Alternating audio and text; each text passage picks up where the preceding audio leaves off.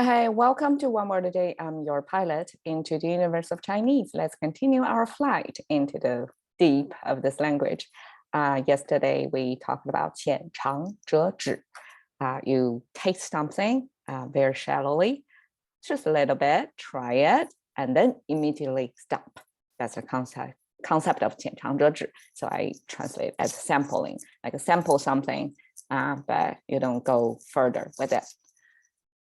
And today we continue with 动辄得咎. The 辄, last time means immediately, right? Immediately stop. Here, 动辄得咎, means always. Like there is no other way. It's always going to be like that. So what? Okay, let's unpack this. 动. Okay, I really try to unpack it for you. I translate it as act.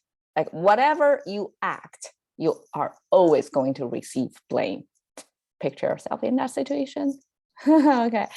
动, okay, come from, this is simplified, right? Originally, it looked like this, quite complicated structure on the left. So on the left, we have this portion actually. So we have this 任, and then we have this 动, and they are stacking up together, and actually not just stack up, not just simply top and down. This portion was stick up, like reach deep down to here, you see, over here. And this top portion got transformed into a little bit more like a human figure almost on the top over here. So this means heavy. No, sorry. Together, it means heavy, but here means the east, and here means somebody carrying something. Okay, why it means east? Because we have this tree, this canopy, okay, upward pointing canopy thing. That's a plant. And the bottom, we have an arch to cover the trunk portion to mean there is space. It's not immediate close to the ground. There's space between the canopy of the tree and the ground, the soil. So here is a spacer. That's how I read it. So that means a tree is a standing tall plant. It's a tree. And we have the sun image. So we have the sun, which looks like a circle with a one horizontal line in it. That means the energy source of it. So we have the sun. Behind the trunk of the tree means the sun is just rising up. And for Chinese, when we see the sunrise between the trunk, that's an indicator of the east because the sun rises from the east. So that eventually means the east. And we have this carrying this quite abstract. We probably don't have enough time to go deep into that, but together, one, we have this, person stacked on top of a tree, and then there is soil at the bottom, means really something stacking up, and all together, a person, a tree, and the sun shining behind, and the soil at the bottom, that means it's heavy. So heavy, and the right side is a farming tool. And you can kind of see, right? It's kind of sharp and have a certain, almost like a rake in contemporary farming tool. I don't exactly know contemporary farming tool either, but it's a farming tool. So back then, farming is the main activity. And that farming activity was used as the most basic concept of you are using your muscles to work on something. So this eventually got abstracted or generalized into muscle power, and you have heavily muscle powered. So that means, okay, things are moving. You're really working hard. Okay, all that physical labor packed into this character. That's our act. So you move, you act, or you put something power, right? Externalized, like people can see things are changing because you're moving, you're doing something. So that's a kind of act. And you're going to always get blame. Okay, so this receive concept come from this three-part, I would say. Okay, we have this three-finger hand symbol, often seen in Chinese character. Okay, it's kind of a cartoon hand. So we have this cartoon hand, and this is a soft-bodied shell animal. So that's a seashell. So this is a shell with some soft bodies flowing out. So shell in ancient times is used as a currency, right? It's easy to carry, small, and it's kind of a rare, I guess, or enough to be around to be distributed as a money, as a currency back then. So, and this is footsteps, abstracted footsteps. So that means somebody's walking. Okay, imagine ancient Uber. So somebody walking for you to do something for you, right? Laboring. And then that person afterwards are going to receive money. So exactly that. So transaction of your labor into your hand. So money into your hand by working. That's our concept, receive. It's a very fair exchange, right? So that's receive. And 就. This is interesting concept. Let's unpack here. So this is a human figure. We have this standing straight, symmetrical figure as person, standing alone person. So 人, that's our starting point. But one is merged into other characters.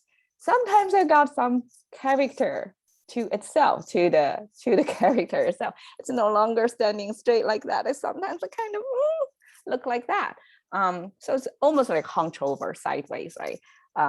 But still, that's our human figure, 2 legs standing. And the left side, okay, this somehow means walking very slowly or backwards, actually. This means walking backwards. So I don't know in your workout routine if you have backward walking.